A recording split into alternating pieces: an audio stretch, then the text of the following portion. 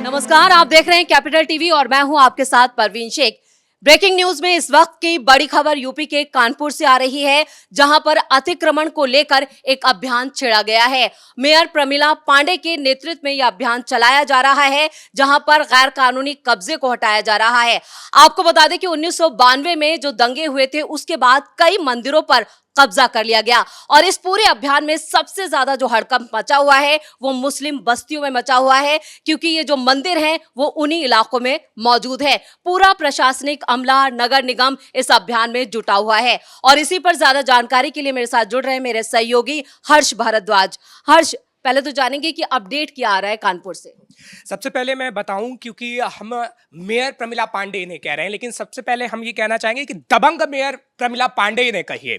अब आपने अपडेट की बात की है तो सबसे पहले अपने दर्शकों को अपडेट दे देते हैं, क्योंकि बेकनगंज में ये खबर है कि 40 साल से बंद पड़ा मंदिर खुला है, ताला तुड़वाया गया है। ऐसे ही पहले हमने देखा कि 70 साल से मंदिर बंद पड़ा था, लेकिन प्रमिला पांडे उसे खुलवा रही हैं। आप देखिए ये किस तरीके से काम कर रही हैं, वो तस्वीरें बहुत अच्छी प्रमिला पांडे की नजर आ रही हैं, जो हम देख भी रहे हैं। हालांकि ऐसी बात नहीं है कि उत्तर प्रदेश में ये मुद्दा पहले ना उठा हो, लेकिन अब जोर शोर से उठ रहा है। जहां तक आपने दंगों की बात की, अतिक्रमण की बात की, उस पर भी हम आएंगे, क्योंकि आपने 1952 का जिक्र किया, लेकिन आप बात करिए आजादी के बाद की, क्योंकि हर कोई गुजरात दंगे की बात तो कर लेता है, भागलपुर की बात तो कर लेता है, लेकिन महाराष्ट्र की बात कोई नहीं करता, उत्तर प्रदेश की बात कोई नहीं करता। 1948 का वक्त याद कीजिए, जब मूर्तियों को दबा दिया गया। 8000 ब्राह्मणों का क्या हुआ, किसी को कुछ पता नहीं है अभी तक। और ये आपको भारत की बुक में नहीं पता लगेगा। आप अमेरिका चले जाइए, वहां की किसी भी लाइब्रेरी में देखिए, आपको वहां मिल जाएगा। क्यों? क्योंकि कांग्रेस की सरकार रही और कांग्रेस ने उसको दबा दिया। यह हकीकत है और हकीकत कैपिटल टीवी अपने दर्शकों को बता रहा है। अगर प्रमिला पांडे जैसे ही कई और मेयर हो जाएं तो सिर्फ इतनी मूर्तियां नहीं निकलेंगी, और मूर्तियां भी निकलेंगी। कांग्रेस ने जिस तरीके से मूर्तियों को दबाने का काम किया, नरसंहार करने का काम किया, और उनके साथ अब कई और पार्टियां मिल गई हैं। आप हाँ, हर्ष, आपने प्रमिला पांडे का यहाँ पर जिक्र किया। आपने कहा है कि एक दबंग व्यक्तित्व की वो मालिक हैं और जिस तरह से जो अभियान है वो उनके नेतृत्व में ही चलाया जा रहा है। काफी सुर्खियों में भी हैं, लगातार सुर्खियों में बनी हुई हैं। और लेकिन यहाँ पर उनके व्यक्तित्व की बात आपने की, तो जानना चाहेंगे वो क्या, वो कह रहे हैं कि एक यहाँ पर कमर में गन लेकर चलती हैं। उसके बाद उनका जो दबंग है वो सपा सांसद से भी बहस करती हुई नजर आ रही हैं। सोशल मीडिया पे कई वीडियो भी उनके वायरल हो रहे हैं। देखिए, आपको हालात दबंग बनाता है, चाहे आप हो, मैं हूं या कोई भी हो, और उनको हालात ने ही दबंग बनाया है। क्योंकि जिस तरीके से उनका व्यक्तित्व रहा है, जिस तरीके से वो मेयर बनी है, संघर्ष उन्होंने काफी किया है, और हमेशा से हम देखते आए हैं कि उन्होंने हिंदुओं के लिए काम किया है, मंदिरों के लिए काम किया है। और आप अगर इतिहास के पन्नों को पलटेंगी प्रमिला पांडे की, तो वो हकीकत आपको मिल जाएगी। ये बात प्रमिला पांडे की हो गई। लेकिन जो अभी विपक्ष हाय हाय चिल्ला रहा है, अखिलेश यादव चिल्ला रहे हैं कि प्रमिला पांडे कैसे निकल रही हैं, बंदूक लेके निकल रही हैं, प्रमिला पांडे मंदिरों को क्यों खोज रही हैं, कांग्रेस को देखिए हो हल्ला हो रहा है, लेकिन अपनी बातें क्यों नहीं बताई जा रही। विधानसभा में योगी तो आंकड़ा दे रहे हैं ना कि भैया इतने लोगों को मार दिया गया, 7 लोग हों, 8 लोग हों या फिर 1000 लोग हों, हर आंकड़ा उन्होंने दिया है, विधानसभा के अंदर दिया है, तो उसका जवाब आप क्यों नहीं देते। मुलायम सिंह थे ना, मुलायम सिंह सरकार में भी दंगे हुए ना, उनके बेटे भी तो बने सीएम। अब राहुल गांधी कोशिश कर रहे हैं सरकार में आने की कि भैया आएंगे आएंगे, लेकिन कभी जमाने में कांग्रेस की इतनी सरकार रही ना, लेकिन क्या हुआ, क्या हुआ हिंदुओं का, क्या हुआ उन मंदिरों का जो अब निकल रहे हैं। आप देखिए कितनी मूर्तियां निकल रही हैं, खंडित हैं, पूरी तरीके से खंडित हैं।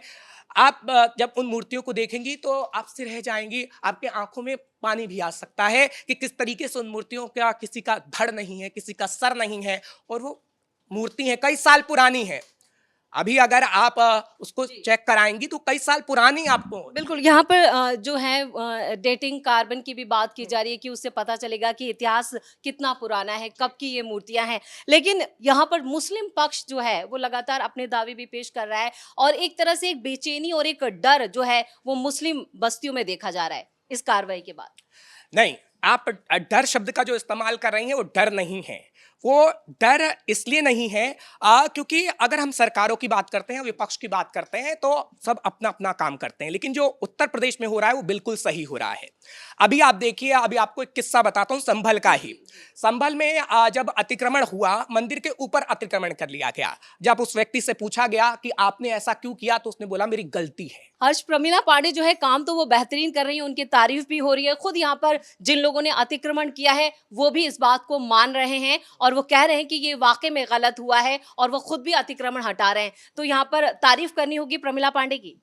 बिल्कुल, देखिए तारीफ तो करनी होगी क्योंकि प्रमिला पांडे उन संकरी गलियों में जा रही हैं, कानपुर की कई ऐसी गलियां हैं जहां पर मंदिर मिल रहे हैं। अभी आपने देखा किस तरीके से पुलिस बल भी उनके साथ है, और पुलिस बल की जो तस्वीर हम देख रहे हैं वो जाहिर से ये प्रमिला पांडे आप देखिएगा कि कैसे हेलमेट पहनी हुई हैं, और कहा जाता है कि उनके पास बंदूक भी होती है। बंदूक तो छोड़िए, जब उनकी जुबान चलती है तो वो बंदूक से कम नहीं होती है। हालांकि अभी जो तस्वीर सामने आई, जब हमने देखा कि वो मंदिरों को खोजने निकली, तो वो कई घरों के अंदर भी गई जहां पे सिलाई का काम हो रहा था, कानपुर के अंदर ही बिकनगंज इलाके में ही गई। वहां पर जब उन्होंने देखा तो साइड में मूर्तियां दबी हुई थी और उन्होंने उसे निकाला। हालांकि समाजवादी पार्टी के कई नेताओं से उनकी बहस भी हुई है। अभी इस वक्त भी जब वो निकल रही हैं तो उनकी बहस लगातार हो रही है। वो सोशल मीडिया पर काफी तस्वीरें वायरल भी हो रही हैं, लेकिन जो उनका दबंग व्यक्तित्व है वो ये दिखाता है कि वो किस तरीके की व्यक्तित्व से काम करती हैं, मन लगा के काम करती हैं। अब यहाँ पे हर्ष एक और भी जो खबर जो सामने आ रही है वो ये आ रही कि कानपुर में ही जो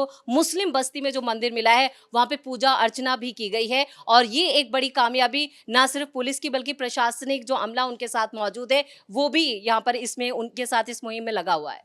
देखिए, आस्था सबसे बड़ी चीज होती है, और जब प्रमिला पांडे जा रही हैं, मूर्तियां निकल रही हैं, तो लोगों की भीड़ एकत्रित हो रही है, यानी लोगों की भीड़ इकट्ठा हो रही है और लोग पूजा अर्चना भी कर रहे हैं। आप संभल में देखिए, संभल में किस तरीके से हनुमान जी की मूर्ति निकली तो भीड़ इकट्ठा हो गई। ऐसे ही प्रमिला पांडे जहां पे जा रही हैं और जहां पर मूर्तियां निकल रही हैं, एक दावा नहीं कर रही है कि एक मंदिर है, 125 जगह उन्होंने चिन्हित की है, और वो पुलिस के सामने ये दावा कर रही हैं कि 125 ऐसे चिन्हित मंदिर है जहां पर अगर आप जाएंगे तो आपको मूर्तियां डेफिनेटली मिलेंगी ही मिलेंगी।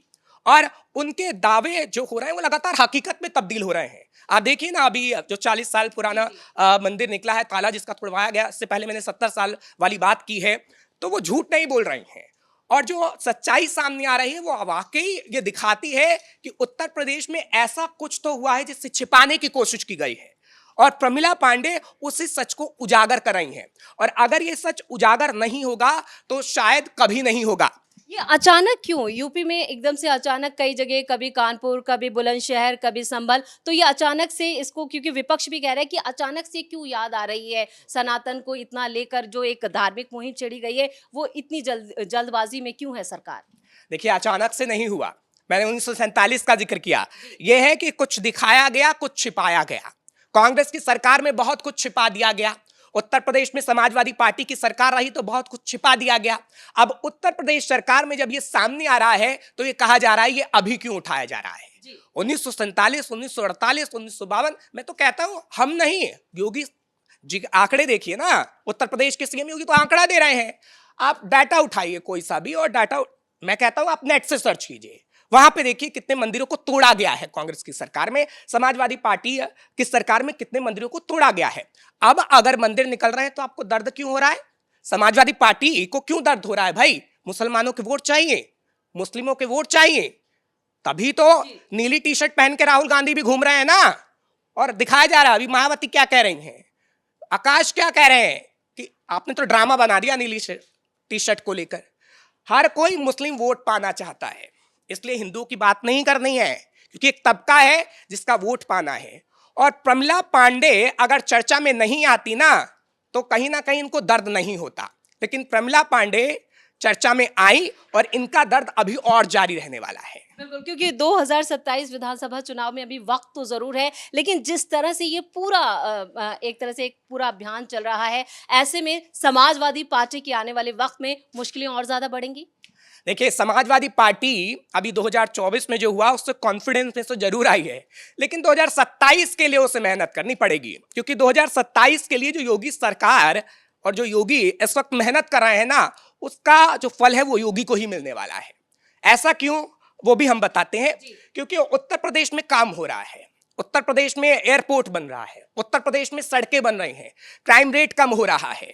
और आप अगर देखेंगे तो आप सर्च भी करिए, क्राइम ब्यूरो का पूरा आंकड़ा देखिएगा, एनसीआरबी का आंकड़ा देखिएगा, कैसे उत्तर प्रदेश में कमी आई है और वो योगी सरकार के रहते आई है।